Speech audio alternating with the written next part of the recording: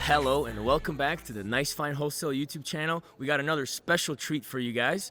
A new series that we just came up with, and it's called Interview with People on the Fly at ASD. A little bit more work went into that name than we thought, but we're gonna interview some cool people today, all right? Rich, who are you? Welcome. What do you do? Tell us a little bit about yourself. Well, first of all, I'm geeking out because I'm meeting my favorite LinkedIn personality talking about all things wholesale at ASD Market Week. So thanks for pulling me off to the side. Good to have a chat with you. Definitely, man, Rich. We've been connected for a little while on LinkedIn. Finally, great to meet you in person.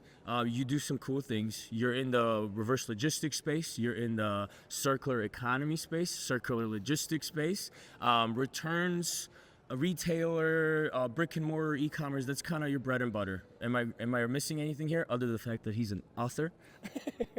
Yeah, I mean, my background, I started in retail, a Verizon store in Columbia, South Carolina, and moved through customer service, sales, management, ran the largest retail district in the company. So half of my life I spent on commission sales in retail. In 2009, I became the youngest director in Verizon, $6 billion region, 10 million subscribers. And I had to figure out how to get customers and how to keep customers. Mm-hmm.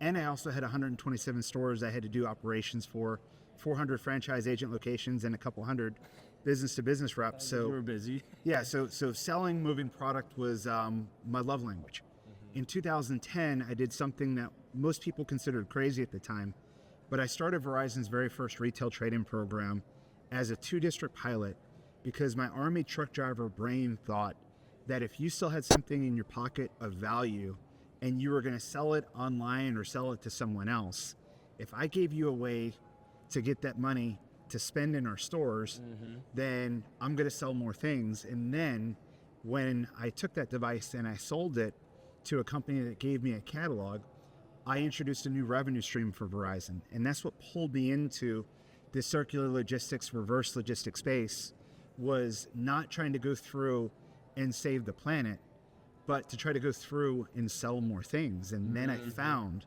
through running Verizon's reverse logistics and global repair, and then the monetization team that matched the used supply with used demand, that you can make billions of dollars in revenue for a company, save customers a ton of money by giving them value for things that they want in the condition that they want and when they want it. So Verizon won, customers won, the environment won. Everybody wins mentality. That's what we're all about on the Nice Fine Wholesale YouTube channel. You bet. Everybody wins. Along the transaction channel, you have multiple wins, right? And you're a solution provider. You're creating value to the economy, to the industry, and to everybody involved in the transaction chain. Okay, so Verizon, you get hooked on the reverse logistics. You fall in love with it pretty much. I love my team. I love you had my to mission. but you had to find how to get rid of those traded-in devices, right? That's kind of how it started, right? You started selling those on the back end. Well, the market appeared before Verizon's desire to go after it. If you take a look, there's over 100 different definitions for the word circular economy. Mm-hmm. My personal definition is matching used supply with used demand. Getting a product from the hands of one owner to the next. Sure. And if you use that definition, then the two most successful circular economies that have ever existed, no one considers circular economies. Which are? Real estate, because you're not going to recycle your house when you're buying a new house. You're going to sell it for value, and someone's going to buy it. And it is a used product. It is now that I think about it. Everything in the house, from the toilet that you sit on to the doorknobs that you open, has been used by someone else more than likely, and that's okay. Automotive, same thing. The reason why a 2015 Dodge Ram will sell has a trade-in value of $20,000 is because someone's willing to pay $25,000 for it. Sure. And that $20,000 is used to sell the newer model vehicle. Mm-hmm. In addition to that, there's been secondary industries that are populated to support the real estate and automotive circular economies. Financing. There's used car financing, there's used home financing, warranties, and service. Multiple industries were pretty much started because of reverse logistics. Absolutely. And what's happened now is technology has progressed in such a fast way that it's so much easier to match used supply with used demand.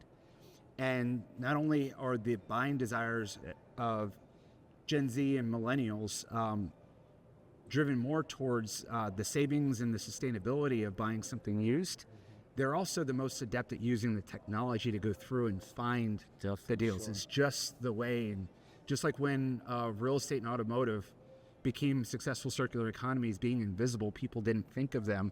It just became the way. The circular economy, the secondary market, the green market, as I like to call it, where used supply is matched with used demand, is the way for the upcoming generation. So companies need to address it. What is the problems that these companies need to address? And when we say companies, are we talking about the liquidators or the reverse logistics companies that are moving these type of products, or are we talking about the retailers and manufacturers, or the first owners, I guess, of this product? I would say yes. So let's go through and break it down, because reverse logistics reads left to right like a book. What I learned about reverse logistics, if you're not working on how you source supply, how you run your operations, and how you generate value, you're working on the wrong three things. So let's talk about supply. Right now, your brands, your distributors, your retailers, the people who have returns are facing two different problems. The National Retail Federation said that the retail industry in 2023 generated $5.1 trillion in value to the economy. Wow. They also published that unwanted returns cost brands and retailers $743 billion in that same year, all flowing through reverse logistics. And with online returns being north of 17% compared to in-store at 8%, companies are starting to experience financial pressures that they weren't accustomed to when people shopped in retail. On one side. On the flip side, the size of the secondary market continues to grow, growing sequentially year over year. So as more products come out, better quality, higher value, the demand for the next customer, I call it customer 2 or customer 3 or customer 4, is going to continue to rise. Correct. Some estimates have it north of $700 billion. So if you have a $743 billion return problem combined with the $700 billion revenue opportunity that all flow through reverse and circular logistics, you're looking at about a $1.5 billion impact to a $5.1 trillion industry that flows through circular logistics.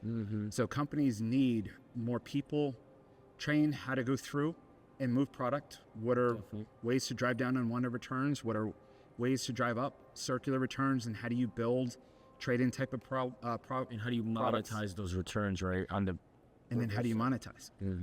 How do you go through, move them from the first customer to the second customer, maximizing their value, how much you can get, and your velocity, how fast can you sell? And that's where partners, like we're finding here at ASD, add value to the secondary market, because sometimes it's not appropriate for a high-paying brand that has employees compensated here in the U.S. to go through and try to find markets in different parts of the world where the product might sell for a lower value, but it still sells. It still sells. And it doesn't end up in a landfill. Right. Doesn't get trashed, doesn't get burned, those things don't happen. Somebody gets a use case out of it. So light bulbs are going off now where people realize, hey, I should do this. Yeah. Where the problem is right now is there's a lack of education in how you do this. This is why we have a YouTube channel, ladies and gentlemen. Yeah. Because there is a lack of education. Right? Well, and this is why I love your YouTube channel, because you're an infopreneur just like I am. Yep. Trying to go through and educate the masses on this massive opportunity. And it is a massive opportunity. I'll compliment you on this, because most people in this space try to take a hold of everything that they're doing like a trade secret. Yes. And they refuse to advocate. But what you are doing is shining light into this industry. Yeah. The legacy term for the space that we're in is the gray market. The authorized market are markets that are controlled by the brands or distributors, where they can go through and track definitively acquisition cost, sales price, return, anything that's within their point of sale systems or their network, they can track. Authorized is what it's called. When people go through and sell peer-to-peer or sell through different e-commerce channels, that information is not shared with the brand. So they called it gray to try to make it sound nebulous, not fully authorized, but not illegal. And now there's like this giant negative connotation and big black cloud surrounding liquidations and returns, that it's such a terrible thing But in reality, it's like if it's done correctly, it could be a beautiful thing. Right, and the companies that I see get it are starting to call this market the green market. Not only is it green because it's right for the environment, it's green because green is the color of money. It's smart business Benjamins are green, and there's money in returns. Absolutely. For everybody involved. And then the companies that are, how much money are companies now? I'm sure you know this statistic. I just know you know. How much money are companies spending annually on returns? So Allied Market Research just did a survey that said reverse logistics processing, just the processing cost. So think of movement, transportation, shipment, repair is a $643 billion industry that's forecasted to grow to almost $940 trillion by 2032, fueled by two things: the rise of e-commerce and the rise of the returns that are correlated with it, number one. And number two, government forced internalization, where governments are starting to pass legislation that either requires companies to absorb the cost when something is discarded, or they're modifying their policies to where, like France requires, I believe it's 10% of any contract that they have for procurement has to have 10% of that source from something that was returned, reused, or refurbished. Wow. I did not know that. That's huge. And so that's 643 billion, correct? Correct. That is a cost to any of the retailers, any of the manufacturers that are producing these products and selling these products. So now where the circular logistics can come in is let's recover some of that cost. Let's make those returns green again, right? That's right. Instead of it costing me billions of dollars per retailer, can we get it to cost a little bit less? Yeah, so I call them linear returns, the bad returns that you want to try to drive down. People that buy three things and return two. Yeah. How do you go through and modify packaging and the medium and see which one fits better? That's right. There's some companies right now that are going through and identifying that behavior as a flag.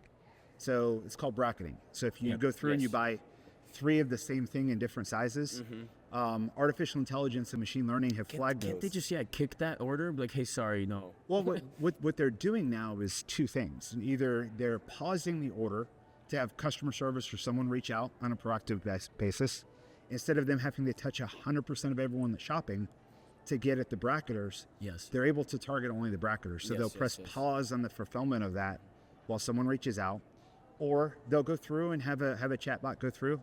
Hey, I noticed that you just placed this order for three things. Have you seen our sizing chart? There's augmented reality where you can upload your picture and load the image of the product on you, so you can see what it looks like, mirroring a storefront without having to go to the store. So companies are getting wise on ways to go through and drive down on unwanted returns. That's going to continue, and that should hopefully shrink a little bit of the supply of the waste that exists with and the shrinkage. The instant gratification shopping. But companies are also starting to go through and interject circular sales programs where it's designed to go through and encourage the return of the device. The trade-in program at Verizon was a really good example. You're buying a new thing. I'm asking what you're doing with your old thing. I'm giving you value for that old thing, which is a better form of payment, because if I give you $100 for your old device, I'm going to sell it for more than that. So now the return is better than cash. Yes. So, and there's companies that are going through offering product as a service and building lease to go through and encourage people to use for a season and then send it back so it can be properly treated. So just piggybacking off of this, it's going to be loaded questions, everyone. Better watch out. Should I put my hands up? So with the economy the way it is today, with the consumer behaviors, with the Gen Zers being the new customer base, with everything that's happening with technology and AI, any bold predictions for the returns world, for the retail world, for the wholesale world, for anything that we're kind of talking about here today? Yeah.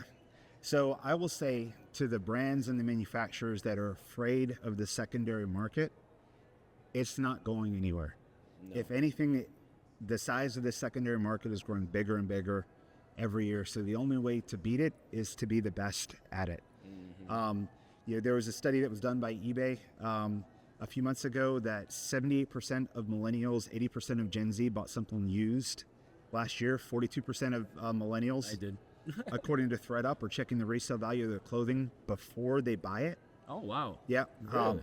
COVID rapidly changed the adoption of technology in a way that we've never seen before in our lives. And it made our society a little bit more entrepreneurial. It did. A little bit more, quirky and just kind of ready to for a little challenge and get some money back or do this and that, hustle here, hustle there. Well, when you're looking at the supply chains being massively disrupted and you can't find new things for a while, used becomes an alternative and becomes an acceptable alternative.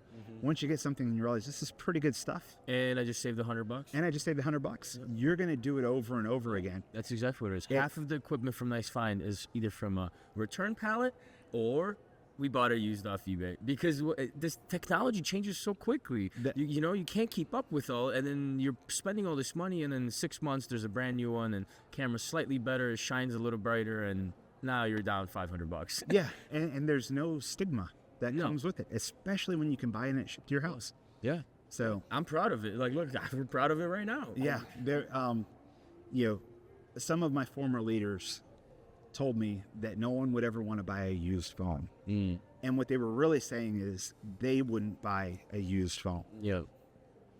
Makes sense. They were making pretty good money, but that didn't mean that there wasn't demand for the used device. Yes. So when you take yourself out of the lens of, especially here in the U.S., our viewpoint on what we can afford to spend and buy things for is in a completely different class than everywhere else in the world. Yep.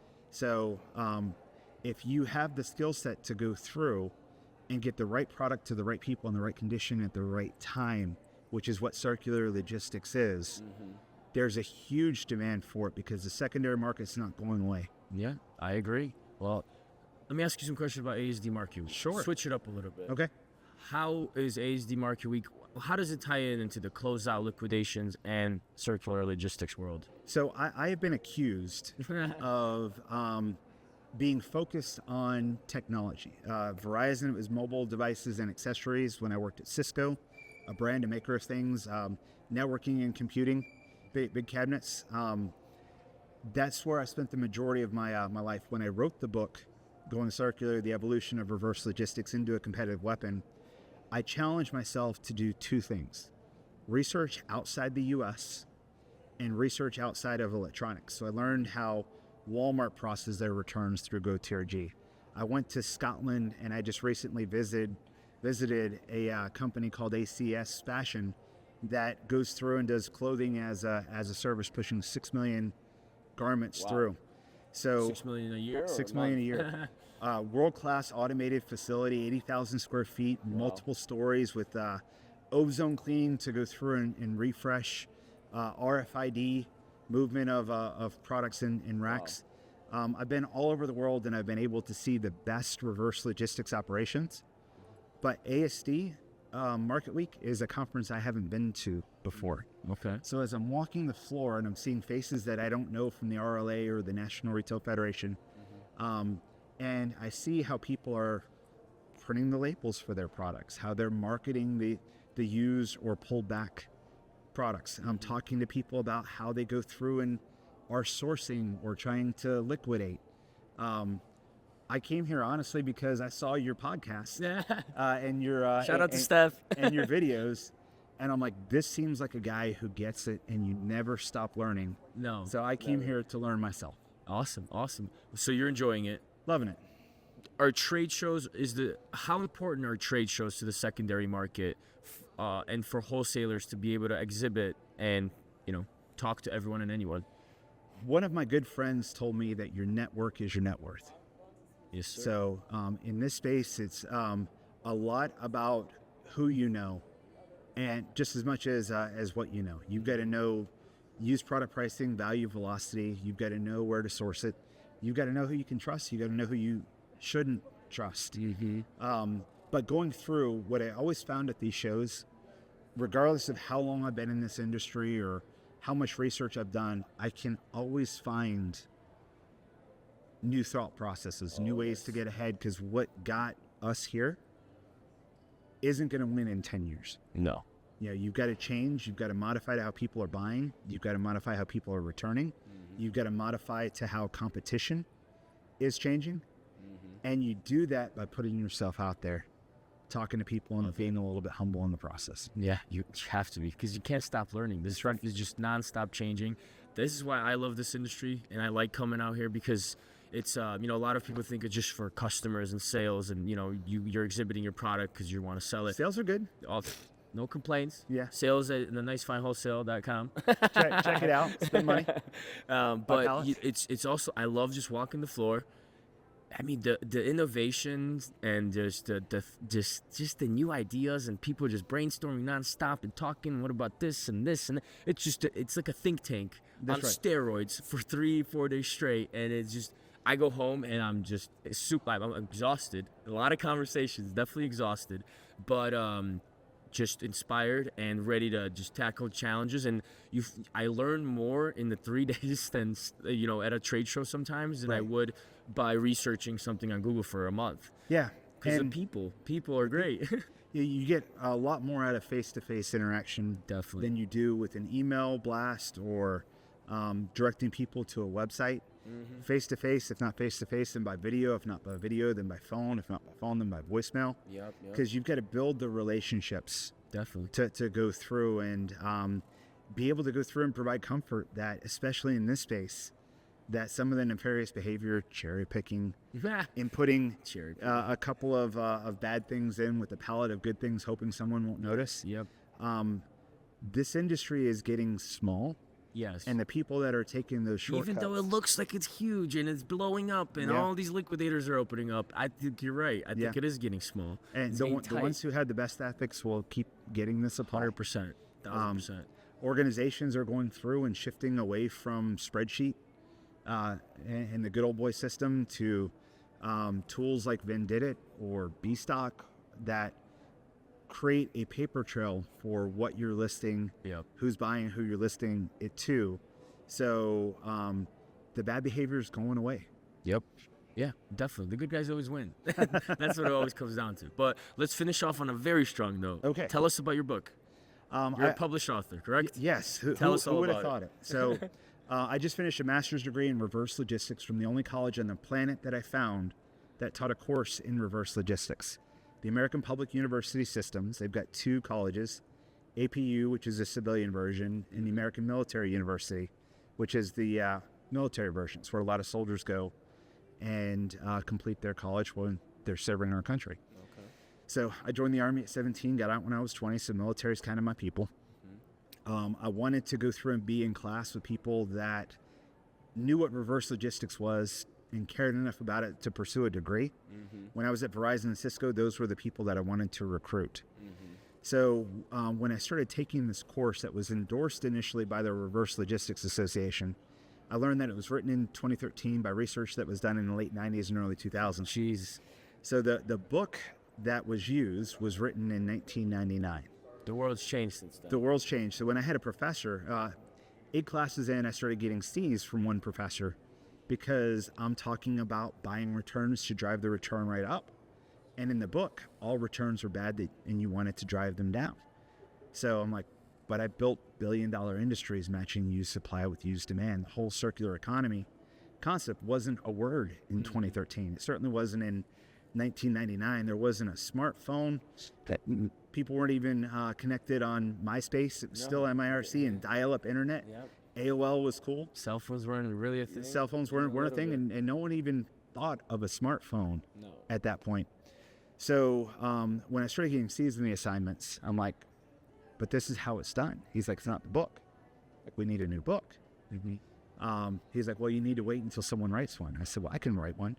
Nice. And he said, you can't write a book. I'm like, tell me I can't do something one more time.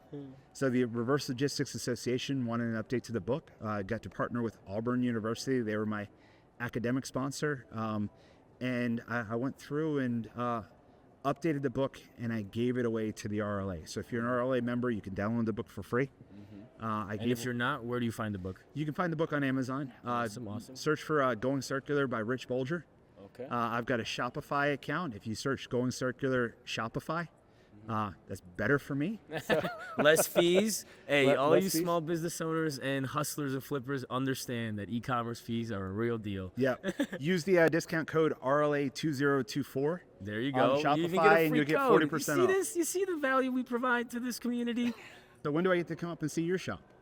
Come on out. Everybody's welcome. 609 Airport Road, North Aurora, Illinois. Come on down. We process returns. We do a lot of overstock, and we distribute it amongst smaller discount stores, mom and pop shops, or e-commerce sellers, or wholesalers, just anybody that can move product in a profitable manner. And we just make sure that everybody wins along the way. All right, Nice Fine Wholesale. Check them out.